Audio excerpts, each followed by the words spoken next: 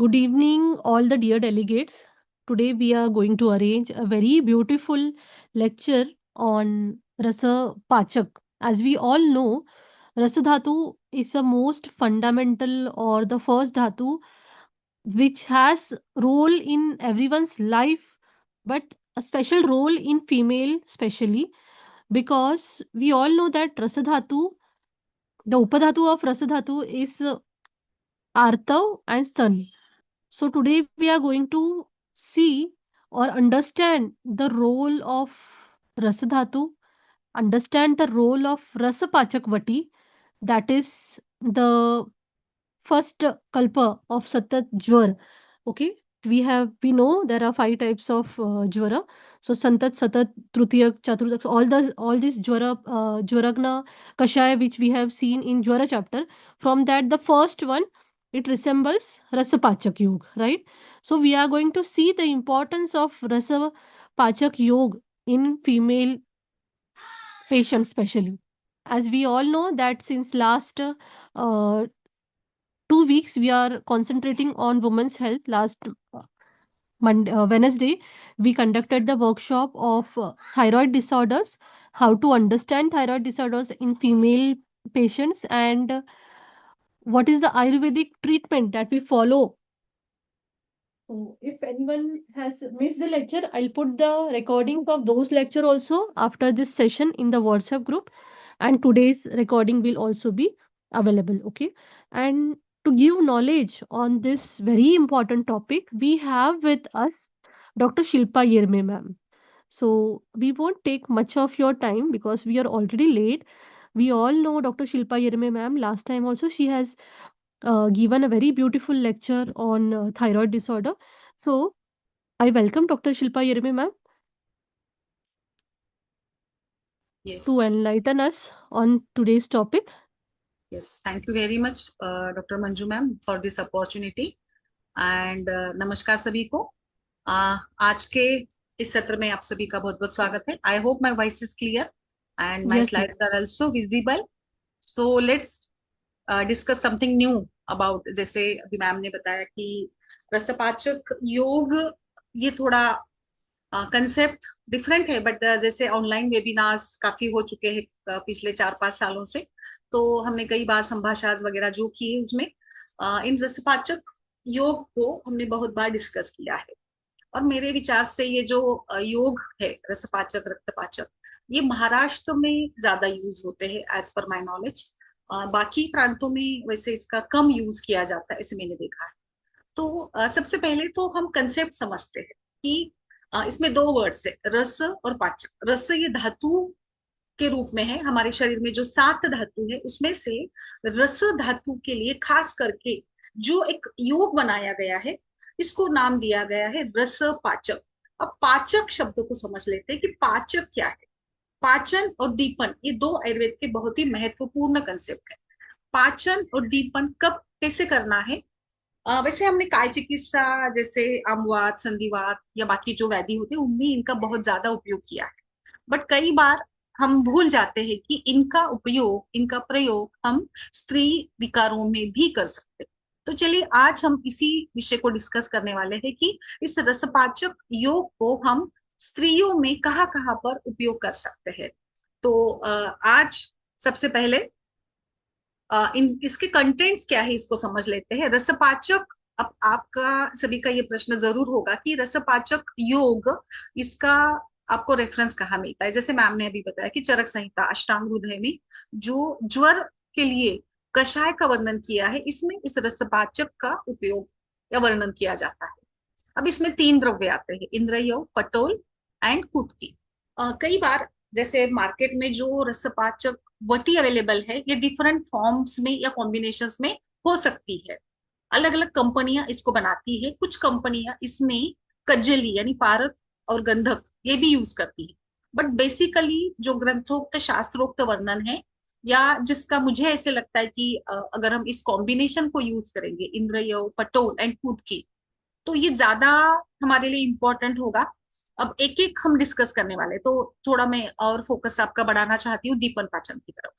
सो दीपन and पाचन, दीपन यानी दीप्ति करने वाला, जैसे आयुर्वेद में अग्निमांद ये सभी रोगों का मूल कारण माना है ना।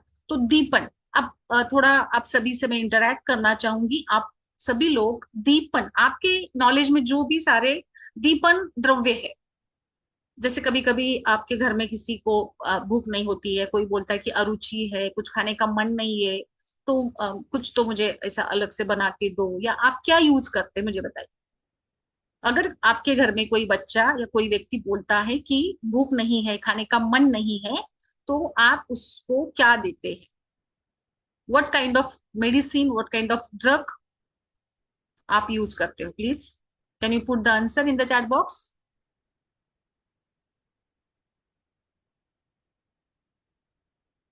चित्रकादी बटी, ओके वेरी नाइस। अदरक लेमन, वेरी नाइस, ओके बिल्कुल, वो शुंठी अदरक चित्र, यस। गर्म पानी, बिल्कुल ये भी सही है।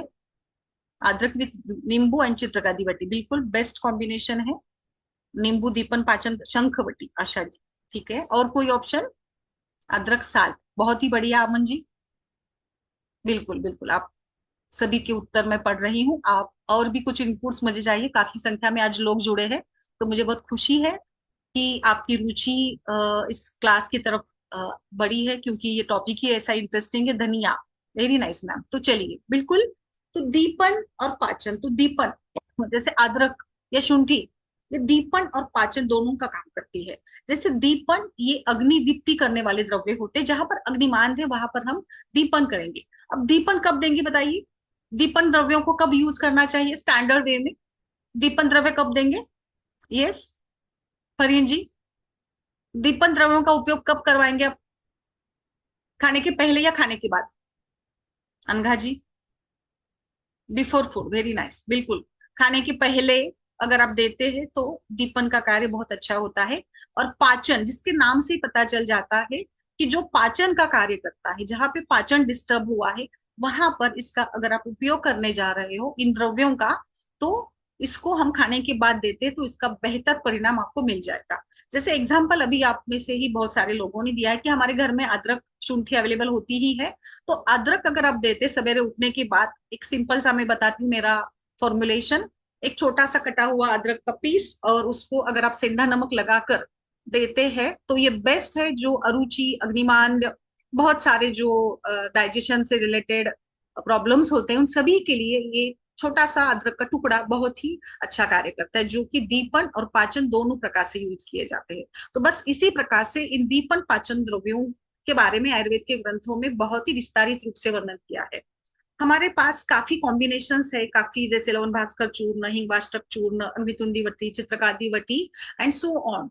तो बट कहाँ पे क्या यूज करेंगे, ये सारे फॉर्मुलेशंस और जो अनुभूत है, जो प्रैक्टिस में यूज किए जाते हैं ज्यादा, या जैसे जिसके ऊपर रिसर्चेस हुए हैं, ऐसे सारे कॉम्बिनेशंस एंड प्रोटोकॉल्स आपको आने वाले समय में सीखने को मिलने वाले हैं। तो ये बहुत बड़ी अपॉर्चुनिटी आप सभी के लिए कि आप एक साथ यानी कई सारे विकार, आप सोचिए एक, आपके पास जैसे रोज रूटीनली डिस्मेनोरिया, अगर आप गायनिक प्रैक्टिस करते होंगे तो डिस्मेनोरिया, ओमेनोरिया, इनफर्टिलिटी, अननोन कॉज वगैरह वगैरह काफी केसेस आते हैं।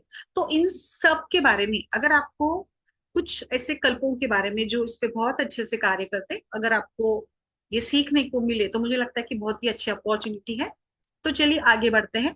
अब इन तीनों द्रव्यों को समझते हैं कि ये काम कैसे करते हैं। जैसे इंद्रयोग की बात करेंगे तो ये तिक्त कषाय रस का है, इसका वीर्य शीत है और विपाक कटु है, इसका गुण लघु और रुक्ष है। पटोल सबसे बेस्ट, इवन पटोल का काढ़ा, पटोल का चूर्ण भी आप यूज करते हैं तो बहुत ही बेहतरीन कार्य होता है। कुटकी लघु और रुक्ष गुण की है, इसका वीर्य शीत है और ये कटु विपाक वाली है। तिक्त इसका रस है। तो इन तीनों द्रव्यों के कॉम्बिनेशन से जो आपके पास अवेलेबल है वो है रस पाचक वटी। ठीक है, तो आगे बढ़ते हैं कि यहाँ हम इसका उपयोग कहाँ करेंगे। तो जहां पर भी रस दुष्टि है, अब रस धातु के बारे में मैं थोड़ा बात करती हूँ। रस धातु ये आद्य धातु है। तत्र अहरहर गच्छति इति रसः, यानी शरीर में जो हर क्षण में वहन करता है वो रस धातु है। रस धातु ये आद्य धातु है, जिससे आगे सभी धातु बनते हैं। धातु ही धातु आहार, रस धातु से ही आगे के धातुओं का निर्माण होता है।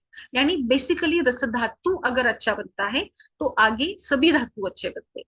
आप सोचिए कि अगर किसी व्यक्ति में रस दुष्टि होती है, तो आगे की धातु कैसे बनेंगे, अब इसके ऊपर थोड़ा विवाद भी होता है। जैसे आयुर्वेद में त्रिविध धातु पोषण न्यायों का वर्णन किया गया है, और हम ये भी समझते हैं कि धातु, एक धातु का दूसरे धातु पर परिणाम निश्चित होता है, थोड़ा समय लग जाता है।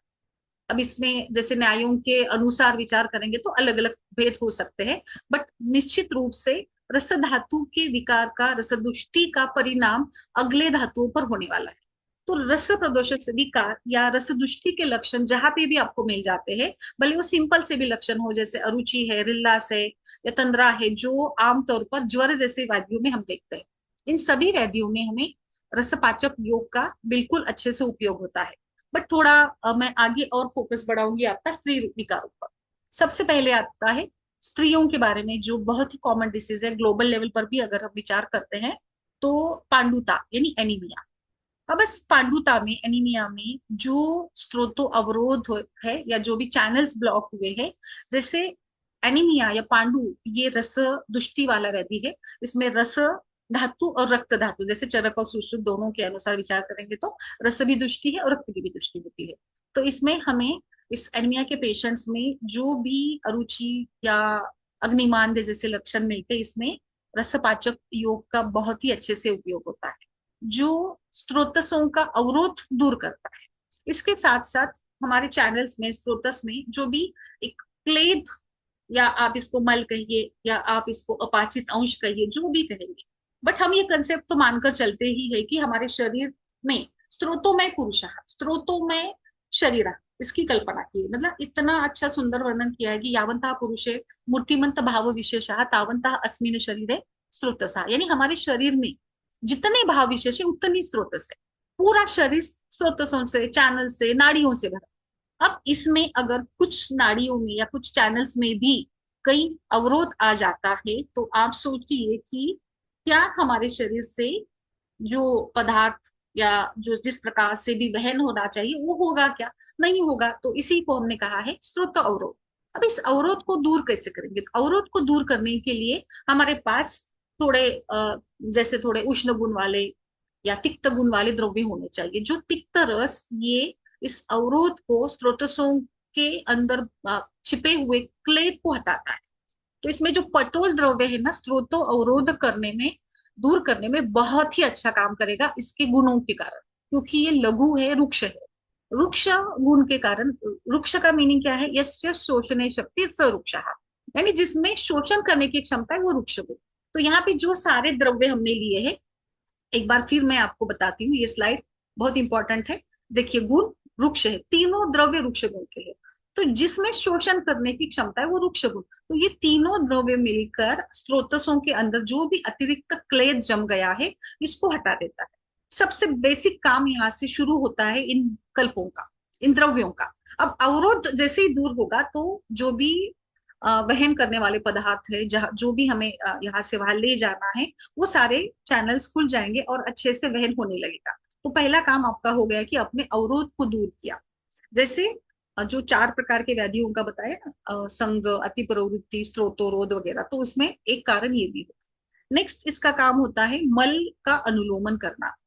मल जो यहाँ चिपक कर बैठा है, उसको निकाल कर किसी नजदीक मार्ग से शरीर से बाहर निकालना। फिर आप स्वेद के रूप में भी इसको निकाल सकते हैं, आप मल के, मूत्र के, श्वास के माध्यम से भी इसको निकाल सकते हैं। तो ये भी काम ये द्रव्य करते हैं। अब थोड़ा और आगे बढ़ते हैं। जैसे मैंने अभी फोकस किया आपका रसा धातु की तरफ। अब सोचिए, आद्य धातु जिसके उपधातु है आर्तो और स्तन्य। तो मुझे लगता है कि आप सभी समझ गए होंगे कि मेरा इशारा किस तरफ है, कि रस धातु के उपधातु आर्तोस्तन्य, जो अलग चैनल्स, अलग स्रोतस के रूप में हमारे स्त्रियों के शरीर में होते हैं। बिल्कुल। तो अब जैसे रस धातु से ही ये बने हैं दोनों भी, आर्तो भी और स्तन्य भी। तो जब आर्तो की विकृतियां होती है या स्तन्य की विकृतियां लेकर कोई व्यक्ति, पेशेंट आता है, तो आप इसके बारे में क्यों नहीं सोचते? आपने कभी इसके बारे में सोचा है? अभी तक आप में से कितने लोगों ने रसपाचक योग का स्त्रियों के विकारों में उपयोग किया है? बताइए मुझे प्लीज। मुझे पता है कि आप यहाँ मीटिंग में काफी सीनियर वैद्य होंगे, गायनिक प्रैक्टिशनर्स होंगे, but I just want to know कि क्या आप में से कितने लोगों ने इसका उपयोग किया है? बताइए प्लीज। खास करके स्त्रियों की विकारों। मैं जानना चाहती हूँ कि आप कहाँ कहाँ यूज करते हैं, ताकि। जी, लीना जी, ओके, वेरी नाइस। कहाँ पे? पीसीओडी में, ओबेसिटी में, वेरी गुड, यस। अभी मैं वहां इसी पॉइंट पे आने वाली हूँ। बिल्कुल। Ashish ji, breast abscess, very nice ma'am. स्तन्यवर्धन, गुड। बिल्कुल बिल्कुल, बहुत अच्छा। Infertility, PCOD, very nice. अच्छा, श्वास, पीसीओडी में, दिव्या जी, ग्रेट। चलिए, बिल्कुल।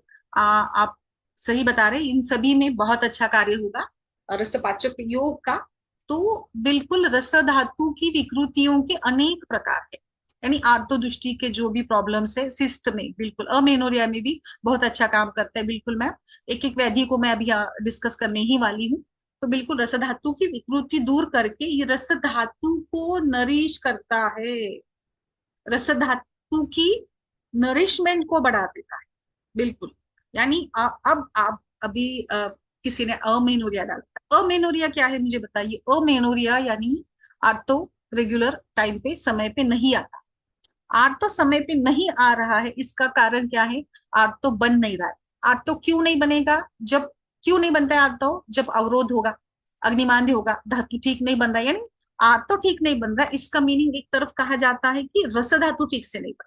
अब आपको समझ में आ रहा होगा कि रस धातु का, आर्तव का, अग्निमांद्य का, अवरोध का क्या संबंध है। अब जब भी आपके पास अमेनोरिया के केसेस आते हैं, तो सबसे पहले शुरुआत करिएगा रसपाचक योग से, यानी दीपन पाचन से। अग्निमांद्य है, बिल्कुल, तो ये रसपाचक योग दीजिएगा। रसपाचक वटी आप यूज कर सकते, 2BD के रूप में इसका उपयोग करिएगा।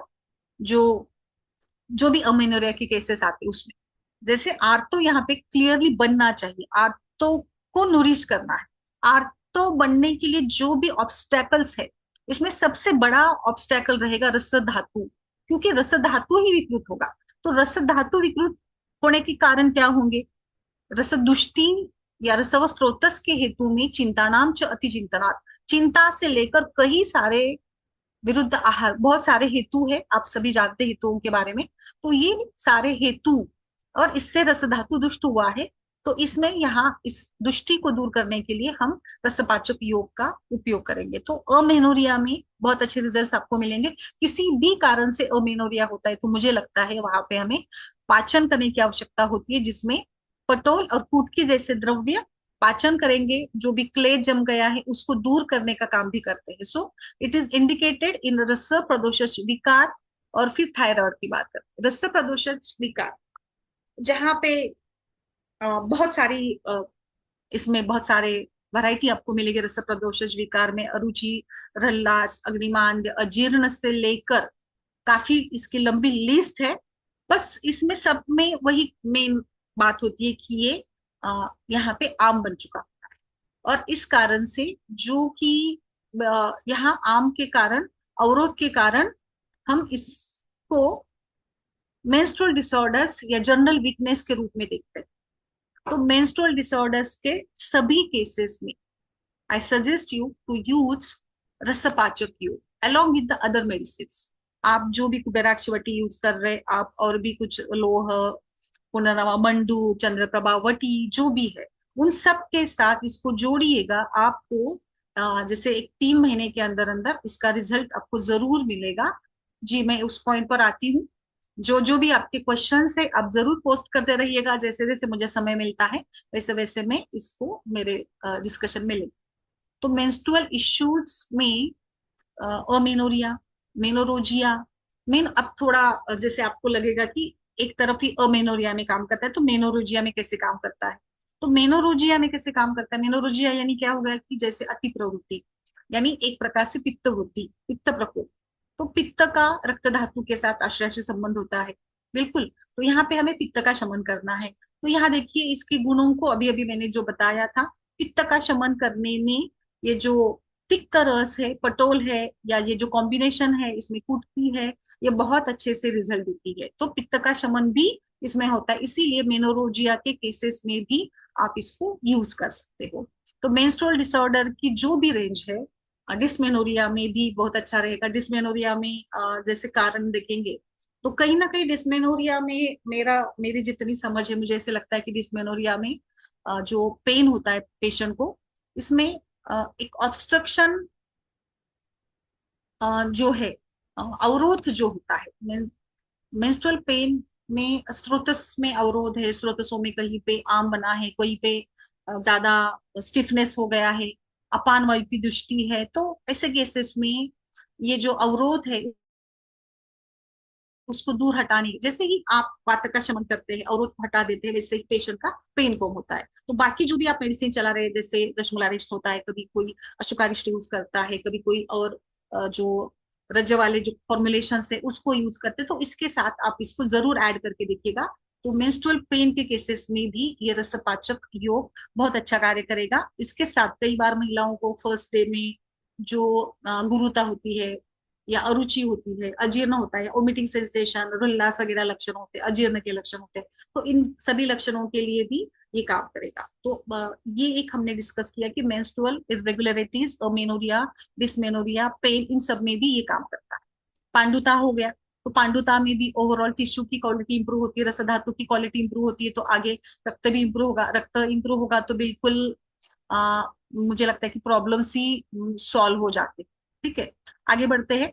अब इसके साथ जैसे छोटे मोटे कुछ प्रॉब्लम्स होते हैं, फिर जैसे पीसीओडी के केस में, अगर आप ओबेस पेशेंट है पीसीओडी का, आमतौर पर वैसे ही केसेस हमारे पास आते हैं ना, तो इनमें भी कई बार हेवीनेस होता है, या कुछ काम करने का मन नहीं है, और पेशेंट कंप्लेन करते हैं कि उत्साह नहीं है, या कुछ करने का मन ही नहीं होता है, बिल्कुल एकदम आलस है, और खुद का जो शरीर होता है, खुद के अंग बहुत ज्यादा गुरुता उनमें महसूस होती है, वगैरह वगैरह। तो इन सभी सिम्टम्स को कम करने के लिए भी ये रसपाचक योग काम करता है। अब और इंटरेस्टिंग पॉइंट पर हम आते हैं। लास्ट टाइम ही मैंने एंडोक्राइनल और थायराइड ग्लैंड के ऊपर डिस्कशन लिया था, लास्ट वीक में ही। अगेन आज मैं इसी पॉइंट पे आती हूँ, क्योंकि महिलाओं से अगर कोई ग्लैंड जुड़ी है सबसे क्लोजली, तो वो है थायराइड ग्लैंड, सबसे closely, and at the age of 40 तो बहुत रिलेट होता है। बहुत केसेस आपने देखे होंगे 40, 45, 35 के एज में थायराइड इम्बैलेंसेस होना शुरू होता है। तो आज मैं आप सभी से ये बहुत ही एक बहुत ही अद्भुत विषय है, थायराइड का और रसपाचक योग का कनेक्शन। सो थायराइड ग्लैंड या हाइपोथायराइडिज्म खास करके जो बहुत ही प्रिवेलेंट एंडोक्राइन डिसऑर्डर है, it is marked by the insufficient production of the thyroid hormone, यानी हाइपोथायराइडिज्म यानी हार्मोन कम बन रहा है, थायराइड हार्मोन कम बन रहा है। ठीक है, अब थायराइड हार्मोन कम बनने का और हमारे इस पाचक योग का क्या संबंध है? जब थायराइड हार्मोन कम बनता है तो अल्टीमेटली हमारे शरीर के मेटाबॉलिक प्रोसेस से स्लो डाउन हो जाते हैं, जो भी है मैंने लास्ट टाइम समझाया था, जो भी मेटाबॉलिज्म है वो सारे वीक हो जाते हैं, और इसके कारण से अब विकृत रूप से मेद धातु का बढ़ना, थकान, शीतता सहन न होना, skin dry, hair loss, thinning of hair, पतलापन, बाल्डनेस, एंड सबसे इंपॉर्टेंटली मुझे लगता है कि जो आजकल चल रहा है ना, बहुत कॉग्निटिव डलनेस। एक 45 के एज के अराउंड कोई महिला जाती है ना, तो ये कॉग्निटिव डलनेस जो पहले काम आसानी से करती थी, वो अब उससे नहीं हो पाते। अब उसका कॉन्फिडेंस इतना लो हो जाता है, उसको लगता है कि अब मुझे ये नहीं आ रहा है, वो नहीं आ रहा है, पहले तो मैं अच्छे से कर लेती थी, बट ये मुझे समझ में नहीं आ रहा है, तो वो डिप्रेशन में चली जाती है। आज महिलाओं में अगर सबसे इंपॉर्टेंट कोई डिप्रेशन है तो वो है मेनोपॉजल डिप्रेशन, अकेलापन।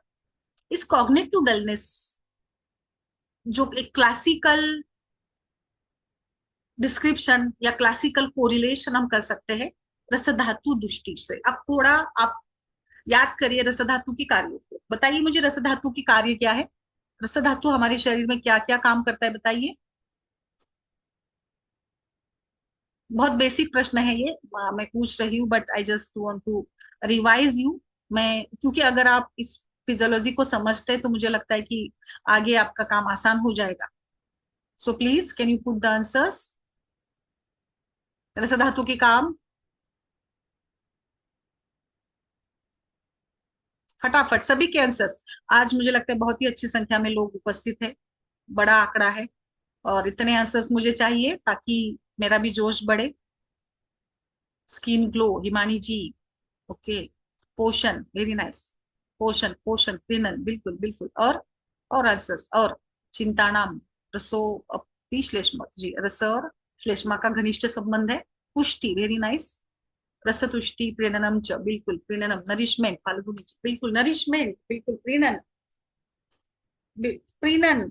अब प्रीणन कार्य को समझने के लिए आप देखिए, प्रीणन किसका होता है। प्रीणन केवल शरीर का नहीं, प्रीणन मन का भी होता है। प्रीणन मन का भी होता है, बिल्कुल। अब मुझे बताइए सभी, आप अपने मन के प्रीणन के लिए क्या करते हैं? एनीथिंग। आप अपने मन के प्रीणन के लिए किस टाइप का कुछ एक्टिविटी करते हो? जब भी आपको कभी ऐसे लगता है कि नहीं, कुछ ठीक नहीं लग रहा है, तो क्या करते हैं? फटाफट आपके सभी के आंसर्स आने चाहिए। Coffee, very nice. Meditation, walk, wow. Listening songs, जी बिल्कुल। और आंसर्स, म्यूजिक। ओके। फटाफट सभी, सभी महिलाएं, सभी डॉक्टर्स प्लीज पोस्ट करिए। आप अपने मन के प्रीणन के लिए, कभी कंटाला आता है, कभी कुछ ठीक नहीं लग रहा है, dance, very nice, very nice. Deep breathing, Sarvamati ji, yoga, dance, very nice, ठीक है बिल्कुल। तो आप देखिए, तो मैं ये कहना चाहती हूँ कि रस धातु का प्रीणन ये केवल शरीर का प्रीणन नहीं, ये मन का भी प्रीणन है। यानी आप मेरी बात को समझ रहे हैं कि अगर रस धातु दुष्ट हो जाता है तो मन क्या होगा? मन दुखी होगा। दुख और सुख क्या है? बताइए, दुख और सुख की व्याख्या बताइए। आपके लिए क्या सुख है उर्मिला जी, उज्ज्वला जी? परफ्यूम। सुख क्या है और दुख क्या है? कॉफी पीना सुख है? यस, वेरी नाइस लीना जी। अनुकूल वेदना सुख, और प्रतिकूल वेदना दुख। जी बिल्कुल। तो वो छोटी सी भी बात हो सकती है, जैसे मुझे, मैं हमेशा एग्जांपल देती हूँ, अभी गर्मी के दिन और आप कहीं से थक के आ रहे हैं, तो सबसे पहले आपके मन में क्या होता है कि इतनी गर्मी है तो मुझे बस एक गिलास ठंडा पानी मिल जाए तो बस बढ़िया हो जाएगा। मुझे कुछ नहीं चाहिए अभी, बस मुझे पानी चाहिए। तो वो एक गिलास पानी भी आपके लिए सुखकारी होता है। तो बस इसी प्रकार से हमारे शरीर में रस धातु ये हमारे कॉग्निटिव फंक्शंस को, मानसिक लेवल की जो तृप्ति है, पुष्टि है, उसके लिए भी इंपॉर्टेंट है। और इसीलिए रसक्षय में शरीर के साथ साथ मन भी दुखी बन जाता है। और जो लक्षण मिल जाते, similarly like hypothyroidism, cognitive dullness, मन नहीं लगता है, कुछ समझ में नहीं आता है क्या हो रहा है। एंड सो यहाँ पे ये कोरिलेट करने के बाद हाइपोथायरॉयडिज्म, रसदुष्टि, आपको थायराइड के केसेस में भी रसपाचक योग का सुंदर परिणाम मिलेगा। एकदम अच्छा, बढ़िया। आप यूज करके बताइए। So, from an Ayurvedic perspective, the root cause of rasa pradosha vikar is often traced to Agnimandya, which leads to the accumulation of ama and poor tissue formation. And this pathogenesis aligns with the hypothyroid state, where metabolic insufficiency results in the accumulation of byproducts and suboptimal tissue function. That means, बिल्कुल, रस दुष्टि can be considered, और hypothyroidism में रसदुष्टि होती ही है। यानी thyroid का case अगर आता है तो, अगर आपके पास थायराइड का केस आता है तो देखिए, मैरिड पेशेंट है तो क्या क्या आपके पास दिमाग में आने चाहिए? मेंस्ट्रुअल इरेगुलरिटीज है क्या, इनफर्टिलिटी है क्या, वगैरह वगैरह। अनमैरिड है तो अलग वहां पे सोचना होगा। बट थायराइड के केसेस में जरूर आपको रस धातु को इम्प्रूव करना है। आज के बाद आपके पास आने वाले सभी केसेस थायराइड के, आप रस धातु का विचार रखकर ट्रीट करिएगा, और निश्चित रूप से आपको रिजल्ट्स मिलने लगेंगे। ये सुधा जी, सेम रसपाचक का 1 से 2 गोली, ये सेम डोज रहेगा। So are you getting my point? अब एक थोड़ा, जैसे मैंने एक केस लिया था डिस्मेनोरिया का, age 24 years, married, complaint dysmenorrhoea की थी, स्कैंटीमेंसेस थे, खुलकर नहीं आते थे, 1 दिन या 1.5 दिन ऐसे ही ब्लीडिंग होती थी। इसमें जो मेडिसिन यूज किए थे अलोंग विद द रसपाचक काढ़ा, कुबेराक्षवटी कलौंजी पाउडर, ग्रंथिरज पाउडर एंड मंडूर भस्म दिया था। अभी जैसे मैंने समझाया ना कि एनीमिया हो डिस्मेनोरिया हो, आपको रस रक्त धातु के ऊपर कार्य करना होगा, रस और रक्त की पुष्टि करनी। और इसके लिए ये कॉम्बिनेशन 3 महीने यूज किया था। 4th महीने से फिर धीरे धीरे जो पीरियड्स थे वो रेगुलराइज होने लगे और खुलकर भी आने लगे थे। तो ऐसे ही कुबेराक्षवटी है या पुनर्नवा मंडूर है या जो लोह भस्म है, प्रद्रांतक लोह है, काफी सारे कॉम्बिनेशंस आने वाले समय में मैं आपको सिखाने वाली हूँ कि एक डिसीज है, यानी जैसे डिस्मेनोरिया, डिस्मेनोरिया की अलग अलग कॉजेस होती है, इवन दो साइकोलॉजिकल कॉजेस भी होती है कई बार डिस्मेनोरिया। इवन कुछ फैमिली इश्यूज भी हो सकते हैं, कोई कभी पेशेंट प्रिटेंड भी करता है डिस्मेनोरिया का। तो इन सब को देखकर हमें वहां पे युक्ति से मेडिसिन का उपयोग करना होता है। तो डिस्मेनोरिया में सिंपली मात्रा बस्ती भी अगर आप देते हैं ना, तो काफी इसके आपको रिजल्ट्स मिल जाते। तो ये एक केस था जो बहुत अच्छे से ट्रीट किया था। ऐसे कई सारे केसेस हो सकते हैं। आगे बढ़ते हैं अब, जो बहुत ही आप सभी का और हमारे पास काफी केसेस आते, पीसीओएस। पीसीओएस आयुर्वेद में इसका वर्णन नहीं है, ऐसे सबको लगता है, बट ऐसा नहीं है। जब आयुर्वेद लिखा गया तब पीसीओडी नाम नहीं था, बट उसके सिमिलर लक्षण थे। और ये पीसीओएस यानी जो एक लक्षणों का समुदाय है, इसको हम नाम देंगे आर्तव विकृति, आर्तव स्त्रोतस की विकृति, क्योंकि इसमें सारे जो भी लक्षण होते हैं, इरेगुलर मेंसेस या जैसे अर्बुद का बनना है, फिर इससे रिलेटेड इनफर्टिलिटीज है, वजन का कम होना हो, वजन का बढ़ना हो, जो भी। So it is mainly related with the आर्तव स्त्रोतस। So it can be taken as a आर्तव स्त्रोतस दुष्टि, आर्तव स्त्रोतस व्यापत या यूनि व्यापत, कोई भी आप नाम दे, क्योंकि इस सारे लक्षण तो मिलते जुलते। तो इसमें मेनली जैसे पीसीओएस दो प्रकार का होता है, एक तो लीन या ओबेस। लीन केसेस कम आते हैं हमारे पास। आज आप अगर कहीं थोड़ा ऑब्जर्व करिए, आप कहीं बाहर गए हैं, घूमने गए हैं या रास्ते से गुजर रहे हैं, उसमें जो भी लड़कियां महिलाएं आती हैं, मेरा ऑब्जर्वेशन में बता रही हूँ, शायद आपका अलग हो सकता है।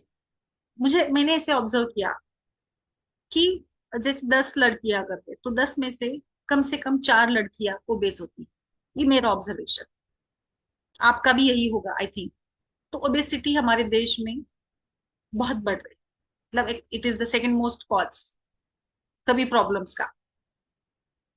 मेद धातु की विकृति, फिर लाइफस्टाइल है, काफी सारे इसके रीजंस हो सकते हैं। सो पीसीओएस विथ ओबेसिटी ये केस आपके पास बहुत आती है। तो इसमें हमें आर्तव स्त्रोतस रस धातु का विचार करते हुए रसपाचक वटी का उपयोग करना है फॉर दीपन, एपेटाइजर, पाचन, और इम्पोर्टेंटली अग्नि का बेटर, अग्नि को स्टिमुलेट करना। फिर रस धातु अच्छा बनेगा और फिर उसके उपधातु भी अच्छे बनने लगेंगे। जैसे जैसे जैसे आर्त नरिश होता है, फिर आर्त नरिश हो जाएगा तो अनार्तो नहीं होगा, है ना। आर्तो की विकृतियां दूर हो जाएंगी, फिर आगे आप आर्तो रेगुलराइज हो जाएगा। तो जो भी मैरिड पेशेंट्स है, इनफर्टिलिटी है, तो फिर धीरे धीरे आप इस पर फोकस कर पाएंगे। फिर आप वहां पे मात्राबस्ती, फलग्रूद, और भी कुछ जो एंडोमेट्रियल थिकनेस बढ़ाने के लिए शिरपा कल्पना है, शतावरी अश्वगंधा, ऐसे कल्प, बहुत सारे कल्प है, बहुत सारे फॉर्मुलेशन है इनफर्टिलिटी के, काफी अच्छे अच्छे। पुत्र जीवक वटी, है ना, कुशानुक चूर्ण कॉम्बिनेशन से लक्ष्मणारिष्ट, लक्ष्मणा चूर्ण वगैरह वगैरह। तो ये सब आप यूज करेंगे, बट कब यूज करेंगे? देखिए, कभी मैंने मेरा आई एम नॉट क्रिटिसाइजिंग और कमेंट नहीं करूंगी मैं, बट कई बार ऐसे होता है ना कि हम सिम्टोमेटिक ट्रीटमेंट करते हैं, इनफर्टिलिटी का केस आता है तो दे दो फलग्रुत। बट फलग्रुत देने के पहले क्या आपने स्त्रोतसों को क्लियर किया है? स्त्रोत शुद्धि तो करनी चाहिए ना आपको। दीपन, पाचन, शोधन क्रम को क्यों भूल जाते हो आप, है ना। सो वहां पे आपको दीपन पाचन करना है, रसपाचक देना है। फिर आप जो भी पेशेंट की प्रकृति है उसके अकॉर्डिंगली विरेचन दीजिएगा, बस्ती दीजिएगा, मात्रा बस्ती दीजिएगा।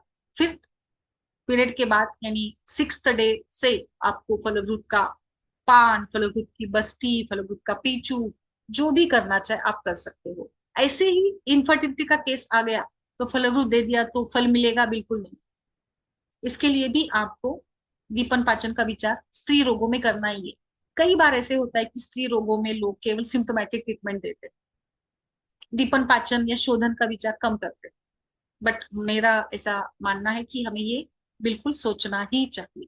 सो पीसीओएस के केस में अगर आप शुरुआत करते इस प्रकार से, तो धीरे धीरे आपके हाथ में बहुत अच्छे बेटर रिजल्ट आने लगे। जो स्रोतों दृष्टि थी, अवरोध था, आर्तव स्रोतस का अगर खुल जाता है तो मेदोह का भी खुल जाएगा।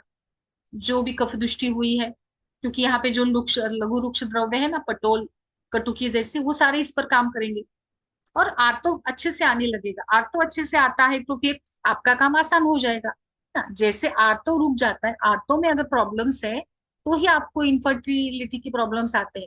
इनफर्टिलिटी के केस को ट्रीट करने के लिए आप केवल जो गर्भ पोषण करने वाले, गर्भपाल, गर्भ ये गर्भ वो, ऐसे विचार करते हैं। ऐसा नहीं करना चाहिए। तो बेसिकली आपको सोचना चाहिए उस व्यक्ति के प्रकृति के बारे में, उस जो महिला है या उसका पार्टनर है, दोनों की शुद्धि कराना है प्रॉपरली, पूरा ऑथेंटिकली प्री कंसेप्शन पर फोकस करवाना है, और फिर जाकर आपको कई जो गर्भस्थापक योग है उसका उपयोग करवाना है ना। तो दोषों का बैलेंस करने के लिए बस पाचकवटी बहुत अच्छा काम करती है। जो क्योंकि पीसीओडी में कफ भी बढ़ता है, और कई पीसीओएस के केस में मेनोरोजिया होता है, पित्त भी बढ़ जाता है। सो इसमें तिक्त रस, कटु विपाक, उष्णवीर्य, उष्णवीर्य ना बहुत इंपॉर्टेंट है ये केस में। उष्णवीर्य से क्या होगा, जो उपलेपन है स्रोतस पे, जो क्लेद जम गया है उसको वो खींचता है, उसको वो हटा देता है ना। जैसे पानी गर्म करने को रखते हैं तो पानी जल जाता है, दूध जल जाता है, पानी भी धीरे धीरे उसका भी उबलने लग जाता है। बस उस वही प्रकार से उष्ण वीर्य ये शरीर में स्रोतसों में जो अतिरिक्त संचय है किसी का भी, मेद का हो, वसा का हो, क्लेद का हो, आम का हो, उसको हटा देता है। तो उष्ण वीर्य वृक्ष, ये कॉम्बिनेशन बहुत बेस्ट है। जो रसगत आम पाचन करेगा, रसगत स्नेह। अब मैं आगे आने वाली हूँ, एक बहुत इंटरेस्टिंग डिसीज के बारे में डिस्कस करने वाले हैं आगे हम। सो पीसीओडी के केसेस में आप रसपाचक का उपयोग करके मेंस्ट्रुअल साइकिल रेगुलराइज करवाइए। जो भी बाकी पेनफुल मेंस्ट्रुएशन वगैरह है, क्लॉट्स वगैरह आते हैं, वो सारे धीरे धीरे कम हो जाएंगे। और फिर आगे, क्योंकि जैसे पीसीओडी के केसेस आते हैं तो आमतौर पर इनमें इनफर्टिलिटी होती है, बट आजकल जैसे मैंने देखा कि 14-15 साल की लड़कियों में भी पीसीओडी की शुरुआत हो चुकी होती है। कई है केसेस आपके पास भी। फिर उनमें भी, क्योंकि अब जैसे घर वाले तो बड़ी चिंता करने लगते कि इतनी कम उम्र में पीसीओडी है या रिपोर्ट्स में फाइब्रॉइड आया है तो कैसे करेंगे, क्या देंगे वगैरह, है ना। तो ये पीसीओडी के बारे में मैंने आपको बताया कि इसमें आप जरूर इसका उपयोग करेंगे। अभी जो मैंने रसगत स्नेह की बात की, आप मुझे बताइए रसगत स्नेह को हम क्या नाम दें, किस बीमारी से जोड़े?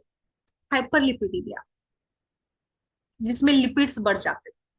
आज हम जो भी खाते हैं, बटर, चीज, पनीर, लंबी लिस्ट है, इस सब के कारण आमतौर से देखा जा रहा है कि एवरेजली कोलेस्ट्रॉल, ट्राइग्लिसराइड्स बढ़ते हैं। हाइपरलिपिडीमिया जिसमें टोटल कोलेस्ट्रॉल, ट्राइग्लिसराइड्स बढ़े हुए मिलते हैं। अब आयुर्वेद में डायरेक्टली कोई संबंध नहीं है हाइपरलिपिडीमिया का, बट मुझे ऐसे लगता है कि can we correlate it with the रसगत स्नेह। क्योंकि रस धातु, देखिए इसको समझिए, कैसे समझना है। रस धातु पूरे शरीर में विक्षेपित होता है ना, रस और रक्त दोनों मिलके। तो जैसे ही ये सर्कुलेट होता रहता है, अब और बेसिक चीजों पे जाते हैं। जैसे हमारा जो शरीर में जो ब्लड होता है ना, वो ब्लड का सर्कुलेशन करने का काम हार्ट करता है। Blood it is liquid in nature, okay. Blood liquid रहता है, इसीलिए उसको आराम से हम ट्रांसपोर्ट कर सकते हैं, सर्कुलेट कर सकते हैं। बट अगर आप ज्यादा फैट, ऑयल वाला खाना खाते हैं, तो आपके शरीर में, इस व्यक्ति के शरीर में धीरे धीरे स्नेह कोलेस्ट्रॉल के रूप में जमने लगेगा। अब ये कोलेस्ट्रॉल कहाँ जमता है? ये जमता है आर्टरीज में। आर्टरीज में जमता है, सिंपल सी बात है, बड़ा एकदम सिंपल। आपके घर में जैसे महिलाएं ज्यादा होंगी यहाँ पे क्लास में, तो आपके घर में जो बेसिन होता है, सिंक होता है, उसमें कभी कभी वो ब्लॉक हो जाता है, बेसिन ब्लॉक हो जाता है।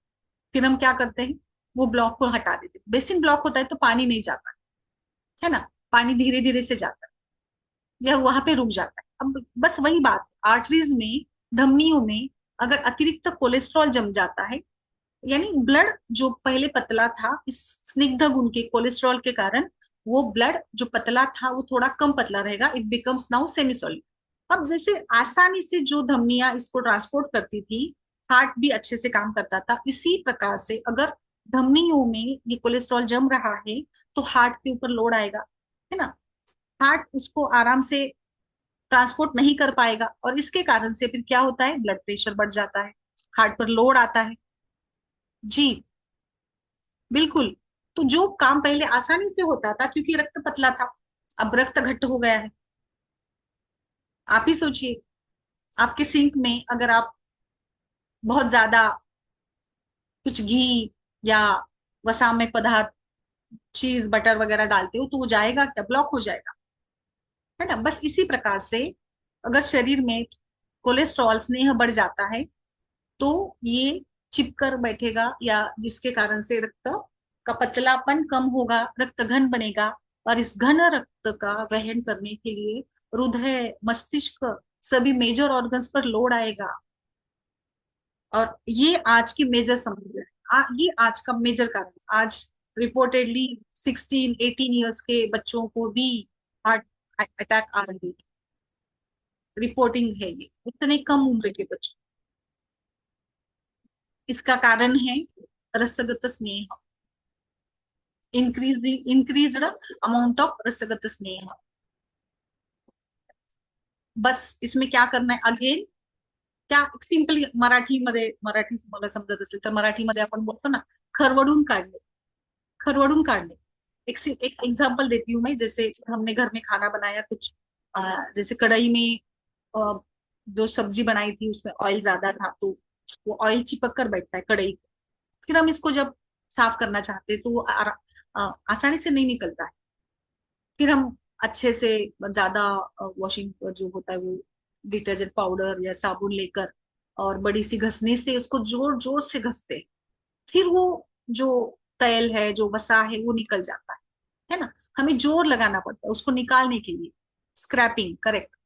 तो ये स्क्रैपिंग, लेखन, खरवड नहीं ऐसे मराठी में हम बोलते, खरवडून काटणे, ओरबाडून काटणे, इसको पूरा हटाना, खींचना।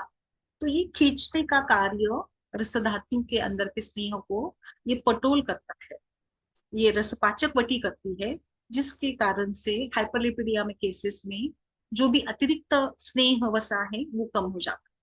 पटोल तिक्त पाचन का कार्य। एंड सो ये बहुत सुंदर काम करेगा। आज के बाद आप यूज करके देखिएगा कोलेस्ट्रॉल के पेशेंट्स में, हाइपरलिपिडियम के केसेस में, क्योंकि यही हमारा दुश्मन है। आज हमारा दुश्मन कौन है सबसे ज्यादा, लिपिड्स। हाँ, चाहिए हमारे शरीर के लिए बट अतिरिक्त नहीं, अति सर्वत्र वर्ज्य। ट्राइग्लिसराइड्स, लिपिड्स, ये हमें कम करने हैं और इसके ऊपर भी रसपाचक बहुत सुंदर तरीके से कार्य करता है।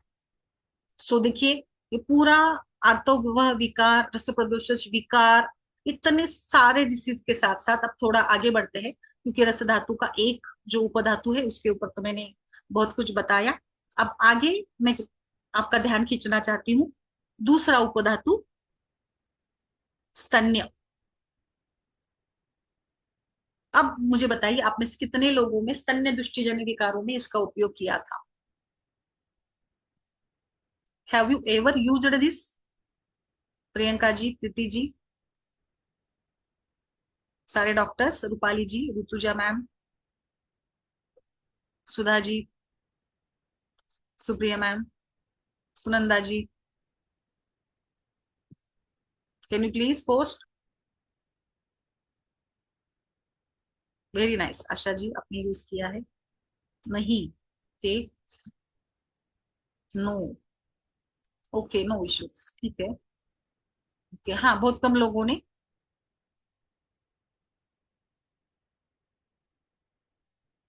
जी, ठीक है, ठीक है।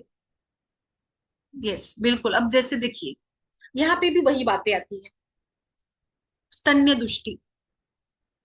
अब ये तिक्त रस स्तन्य का शोधन करता है, तो स्तन्य दुष्टि, वातज, पित्तज, कफज वगैरह बहुत सारे प्रकार की, 8 प्रकार की बताई गई है। बट नॉर्मली ये इतना डायग्नोसिस हम कम ही कर पाते कि जैसे फेनिलता है या उसका कलर वगैरह है ना, क्योंकि वो माँ भी ठीक से बता नहीं पाती है जो लक्षण होते हैं। बट बेसिकली हमें ये समझना है कि ये रस धातु से ही बना है। तो रस धातु को आप इम्प्रूव करते हैं। आपके पास कोई पेशेंट आता है कि मुझे मतलब दूध नहीं आ रहा है या बच्चे का पेट नहीं ठीक से भर रहा है वगैरह, तो स्तन्य दुष्टि या स्तन्य स्राव अगर कम होता है तो वहां पे हमें रस धातु का पोषण करवाना। और रस धातु का पोषण करवाना यानी रस धातु अगेन अच्छे से बनवाना। अच्छे से बनवाने के लिए क्या चाहिए फिर अगेन, जो अग्निमान्य धात्वाग्निमान्य उसको हटाना, स्रोतों को दूर, अवरोध को दूर करना। और इसके लिए अगेन यहाँ पे आप रसपाचक योग का उपयोग कर सकते हो। सो रस धातु क्वालिटी का बनेगा और indirectly it improve the quality of milk. हमने जैसे महाराष्ट्र में आपके यहाँ भी वैसे होगा, जब जो प्रसूति वाली जो महिला होती, स्त्री होती है ना, उसको दूध पिलाते हैं। ऐसे मानते हैं कि दूध पीने से दूध आता है ना। बिल्कुल यही यहाँ पे भी वही कंसेप्ट है। ब्रेस्ट मिल्क को इंक्रीज करने के लिए आपको पतला रस धातु समान द्रव्य यानी दूध का ही उपयोग करना। तो यानी रस धातु को बढ़ाना है। रस धातु बढ़ेगा तो अल्टीमेटली, अब यहाँ पे कई बार जो स्ट्रेस फैक्टर है जिससे रस धातु दुष्ट होता है, आज की महिला जो वर्किंग है, जो सुंदरता को बनाए रखना चाहती है, तो वो दूध भी नहीं पिलाना चाहती है माँ को, ऐसे भी है। बट अभी ट्रेड चेंज हो रहा है। सो ये जो स्ट्रेस है उसके कारण भी, या निगेटिव थिंकिंग है, इसके कारण भी रस धातु दुष्ट होता है और रस धातु ठीक से बनता नहीं है तो दूध भी ठीक से आता है। सो रस धातु का डिस्फंक्शन करेक्ट करने के लिए हमें यहाँ पर भी ब्रेस्ट मिल्क डिसीजेस में भी रसपाचक योग का उपयोग करना है। सो आर्तो दुष्टि, स्तन्य दुष्टि, अब और भी कुछ डिसीजेस है जैसे अर्बुद है। अर्बुद भी, अर्बुद में भी हमें लघु रुक्ष पित्त गुण का उपयोग करना है। So we can use it in the fibroids also. Because देखिए, तो एक बेसिक कंसेप्ट तो है हमारे पास कि अग्निमांदी रोगों का कारण है, तो यहाँ पे जो दीपन पाचन का उपयोग करना है, और खास करके दीपन पाचन ऐसी एवरेजली नहीं यूज करना है। वो तो ठीक है कि आप आम पाचक वटी हर डिसीज में दे सकते हैं, बट आप सोचिए अगर आपने स्पेसिफिक स्रोतस या स्पेसिफिक धातु का दीपन पाचन करवाया तो कितना अच्छा होगा। तो बस इसीलिए रसपाचक वटी बनी है कि आप रस धातु की विकृतियों में उसका उपयोग कर सके। एंड सो काफी बहुत सुंदर सुंदर इसके उपयोग है। और भी कुछ केसेस है और भी कुछ डिस्कशंस है जो मैं आने वाले समय में करूंगी। और मैं ऐसे ही एक एक डिसीज और उसके ऊपर जो भी फॉर्मुलेशंस है, अनुभूत है, ग्रंथोक्त है, जो है वो सारे आगे आने वाले समय में मैं डिस्कस करने वाली हूँ। तो ये मैंने रसपाचक योग के बारे में बताया आज आप सभी को। और भी कुछ यूजेस है जो एक्सक्लूसिव है। बहुत ही आज का ये पूरा सत्र एक्सक्लूसिव था, ये खास मैंने आप सभी के लिए बनवाया था। And so thank you very much for listening me carefully with the huge response. And बहुत ही आप सभी का आभार व्यक्त करना चाहती हूँ, इतनी बड़ी संख्या में आप यहाँ पे उपस्थित है और मुझे पूरा आपने सुना। कोमल जी, और आपके कोई प्रश्न होते हैं तो आने वाले समय में इसको डिस्कस करेंगे। वैशाली जी, रसपाचक पट्टी मैम ब्रांड तो आप कोई भी यूज करिएगा, जैसे सभी कंपनियों की ये बनती है।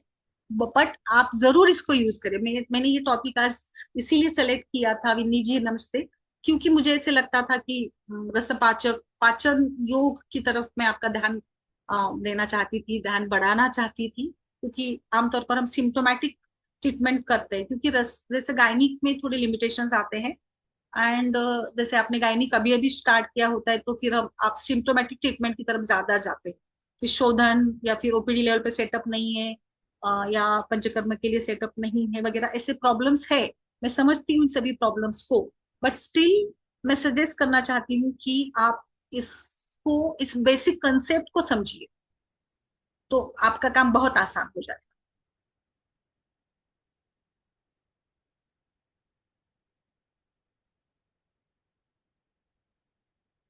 सोनल जी, आप यूज तो कर सकते, कोई दिक्कत नहीं है। 8 साल के बाद, 10 साल के बाद यूज करिएगा, डोज कम करिएगा।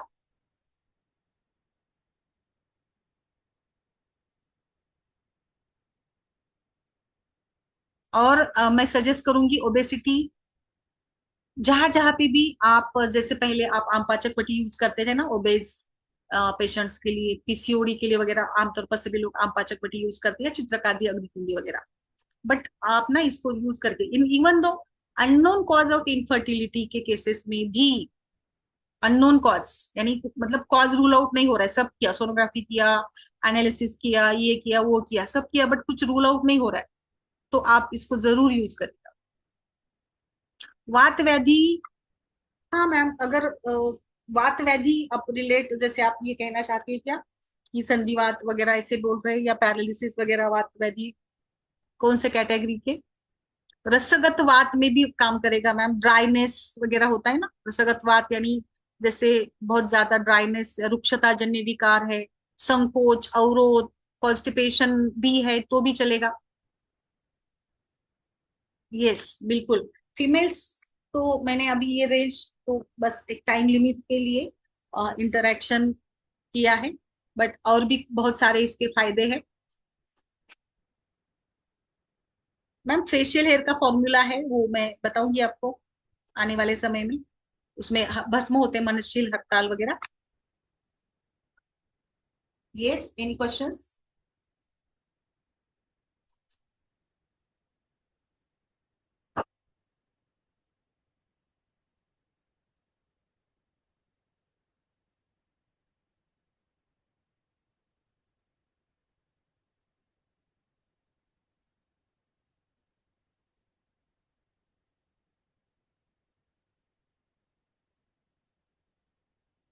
Any questions, Varsha ji?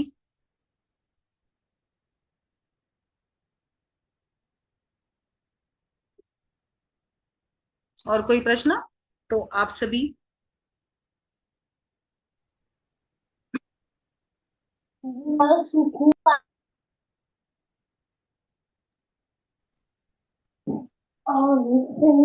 I hope आपके सारे डाउट्स क्लियर हो गए हैं। आज का लेक्चर बहुत ही अच्छा था। मैम ने रसपाचक का इस्तेमाल बहुत सारे व्याधियों में बताया कि कैसे इस्तेमाल करना है। हमने पीसीओडी देखा, कोलेस्ट्रॉल देखा, थायराइड देखा, और बहुत सारे कंडीशंस के बारे में मैम ने बताया है। आपके कुछ पर्सनल कुछ क्वेश्चंस हो गए तो आप अनम्यूट करके बता सकते हो। और ऐसे ही स्त्री रुग्ण में अगर आपको स्त्री रोग के बारे में और भी जानकारी चाहिए, मैम से और भी लेक्चर्स अगर आपको चाहिए, तो मैम ने आईआईएस के साथ एक 7 डेज का ऑनलाइन वर्कशॉप हमने कंडक्ट किया है, जिसमें हम 50 से भी ज्यादा स्त्री रोग जो है, मतलब स्त्री में होने वाली व्याधियां जो है, उनके बारे में उनके फॉर्मूलाज हम देखने वाले हैं। ठीक है। So it is a master class of formulas in स्त्री रोग, जहाँ पे 50+ रोगों के बारे में हम देखेंगे, और 1000+ डिफरेंट फॉर्मुलेशंस कैसे इस्तेमाल करना है, उसका डोज क्या होगा, किस अनुपात के साथ, कितनी बार, हम सब डिटेल में देखेंगे। तो अगर वो क्लास 7 डेज का अगर आप ज्वाइन करना चाहते हो तो व्हाट्सएप ग्रुप में बने रहिए। मैं उसकी लिंक शेयर कर दूंगी व्हाट्सएप ग्रुप में ही। कोर्स की फी बहुत ही अल्प है, ओनली 1200 है। जैसा आज का क्लास था, और जैसे उस दिन का क्लास था थायराइड के बारे में, वैसे ही हम हर रोग के बारे में देखेंगे। 7 डेज का क्लास होगा, आपके सारे क्वेरीज के आंसर्स भी आपको मिलेंगे। पोस्ट वर्कशॉप भी 1 साल तक आपको अच्छा सपोर्ट रहेगा। वर्कशॉप के जितने भी रिकॉर्डिंग्स हैं वो भी आपको अवेलेबल किए जाएंगे फॉर 1 ईयर। और आपके कुछ भी डाउट्स रहते हैं सी रोग के बारे में, तो ग्रुप में भी हम डिस्कस करेंगे, मैम उसको आंसर करेगी, मैम आपको आपके हर डाउट को सपोर्ट भी करेंगी। Fees of the course is 1200, सिर्फ 1200 रुपये फीस है। 7 डेज का क्लास है ये। आप अगर व्हाट्सएप ग्रुप में जुड़े हो, और एक अनाउंसमेंट मैं यहाँ पे करना चाहती हूँ कि आज आपने ये फ्री लेक्चर की लिंक आईआईएएस नाम से एक व्हाट्सएप ग्रुप है, राइट? ऐसे बहुत सारे व्हाट्सएप ग्रुप है, 100+ व्हाट्सएप ग्रुप है आईआईएस के। अगर आप मल्टीपल ग्रुप्स में जुड़े हो तो आप बाकी के ग्रुप्स लीव कर सकते हो।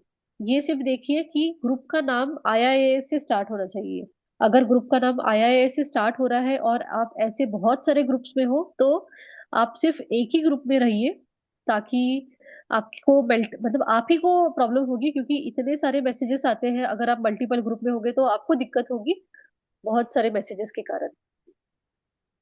आपको कुछ डाउट्स है? आपको आज का सत्र कैसा लगा? अनम्यूट करके आप मतलब बता सकते हो, और डाउट्स हो तो पूछ सकते हो।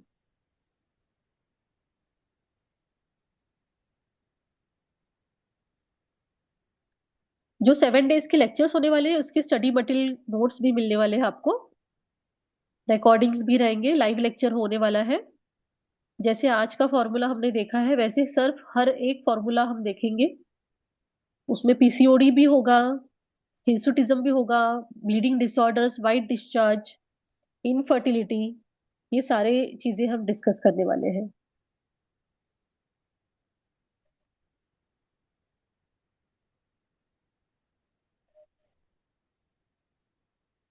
मेरा नंबर मैं चैट बॉक्स में डाल देती हूँ, अगर आपकी कुछ क्वेरीज है। नोट्स प्रिंटेड फॉर्म में नहीं होगा मैम, नोट्स तो हम व्हाट्सएप ग्रुप में शेयर करेंगे ना, PDF। मैंने लिंक भी शेयर की यस। है।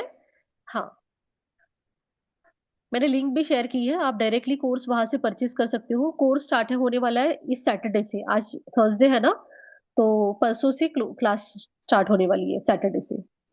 डेली नाइट को क्लास रहेगा, 7:45 या 7:30 हम सोच रहे हैं, प्लान कर रहे हैं, ताकि 9 o'clock तक आपका क्लास खत्म हो जाए। एंड ऑल स्त्री रोग वाले जितने भी प्रॉब्लम्स हैं, हम सब देखने वाले हैं। मैम, आप कुछ टॉपिक्स को हाईलाइट कर सकते हैं कि आप कौन से व्याधियां लेने वाले हो 7 डेज या में, 50 बिल्कुल। डिसीज। और यस। एक जन का मतलब ये भी डाउट था कि 7 डेज में 50 डिसीज कवर हो सकते हैं क्या? एक्चुअली सब जैसे मेंस्ट्रुअल डिसऑर्डर से स्टार्ट करके I will go with breast diseases, गर्भिणी विकार, सूतिका विकार, सभी प्रकार के मेनोपॉजल, सब कुछ यानी स्त्रियों से रिलेटेड सारी विकार। और उसके कुछ जैसे plan A, plan B, medicine सारे आएंगे उसमें, ऑलमोस्ट ऑल कवर हो जाएंगे। कुछ लाइक थोड़े जनरल डिसीजेस भी जैसे होते, STD डिसीजेस है या जनरल डिसीजेस है, वो भी सारे हैं। गर्भिणी के भी है सारे, लाइक वुमन से लेकर सर्दी से लेकर सारे आएंगे उसमें। सूतिका जन्य विकार है, टॉर्च जैसे भी है कुछ, इनफर्टिलिटी, टॉर्च, PCOD, सब कुछ आएगा उसमें। और फिर लास्ट डे पे आप जो भी, आपकी जो भी रिक्वायरमेंट रहेगी उसके अकॉर्डिंगली।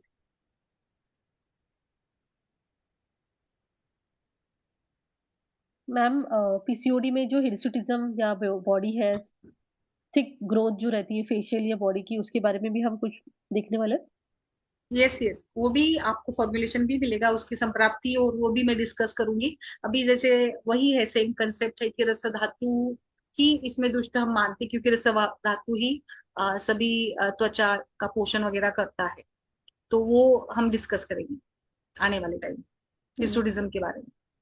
थोड़ा अलग विचार में आज वहां के पे। लेक्चर की भी रिकॉर्डिंग मिलेगी। यस मैम, आपके विचार बहुत ही अच्छे मैम, क्योंकि थायराइड के लेक्चर में भी मैंने देखा आपके मतलब कैसे है, स्टूडेंट्स के नहीं के कंसेप्ट क्लियर हो जाते हैं हाँ, कि ये क्यों करना है, यही क्यों करना वही है। जरूरी है। केवल फॉर्मुलेशंस देना ये उद्देश्य नहीं है, वो समझना भी चाहिए केवल। Right ma'am.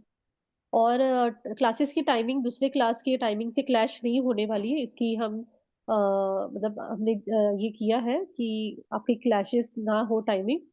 तो 7:30 PM या 7:45 PM मैक्सिमम हम स्टार्ट करेंगे, एंड 9 o'clock तक आपका लेक्चर खत्म हो जाएगा। रिकॉर्डिंग्स भी मिलेंगे आपको।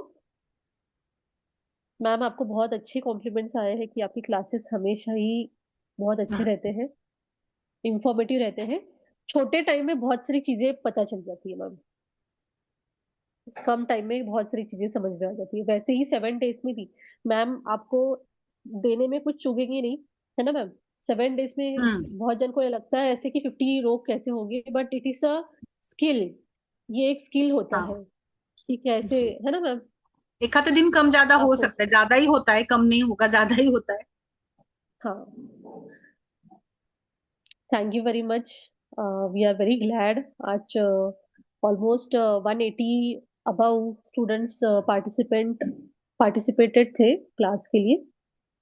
सो I think we can end the meeting now. If you have any queries, मेरा नंबर मैंने चैट बॉक्स में डाला है, आप मुझे पर्सनली मैसेज कर सकते हो. And once again I want to remind, अगर आप मल्टीपल ग्रुप्स में हो आईआईएस के, तो हर ग्रुप में सेम मैसेज आने वाला है, तो आप ग्रुप लीव कर सकते हो. ओके, किसी एक या दो ग्रुप में ही आप रहिए. और जो मेन ग्रुप है, हर मेन ग्रुप में मेन ये वर्ड आया है, उस ग्रुप को टाइटल दिया है हमने मेन नाम से. ओके, सो मेन वाले जो ग्रुप है वो प्लीज आप लीव ना कीजिए. Okay, if you want I can share you my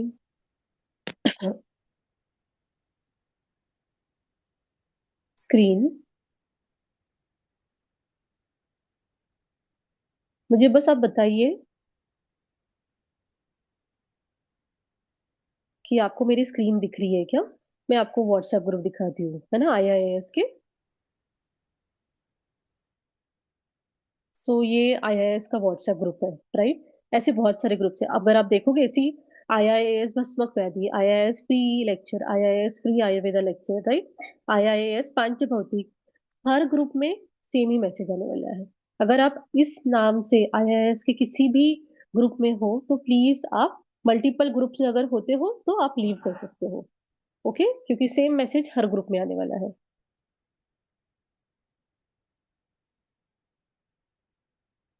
is it okay, clear to everyone? We'll end the meeting. Tomorrow I'll share the recording of this class. Thank you very much, ma'am. और एक चीज मैं बताना चाहूंगा, मेरी सभी से request है, आज 180 के लगभग सब लोग थे, आपको लेक्चर कैसे लगा?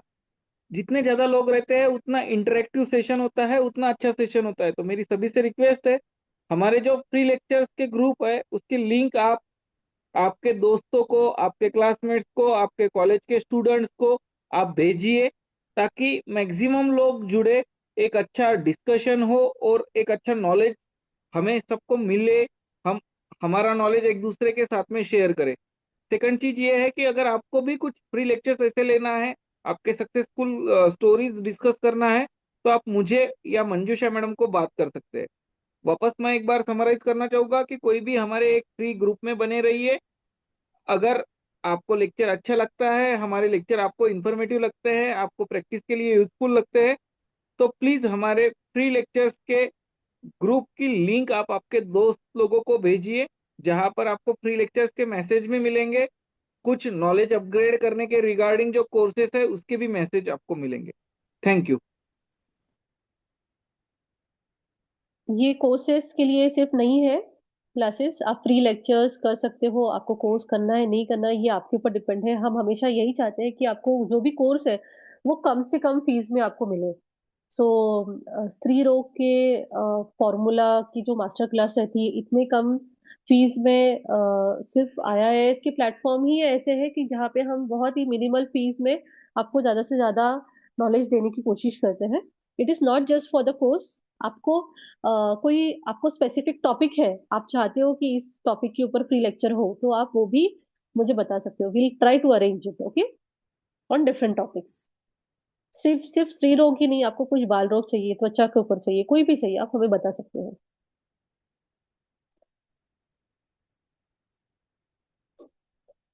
Thank you very much ma'am.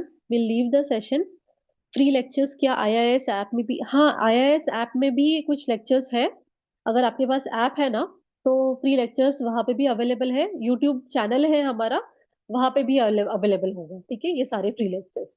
तो मैं यूट्यूब चैनल का लिंक भेजती हूँ, आप उसको सब्सक्राइब कीजिए. फेसबुक पे, इवन इंस्टाग्राम पे, जो लास्ट टाइम का जो थायराइड का लेक्चर है वो इंस्टाग्राम पे था, तो आप फेसबुक, इंस्टाग्राम और यूट्यूब चैनल को सब्सक्राइब करके रख सकते हो. मैं ग्रुप में शेयर करती हूँ लिंक.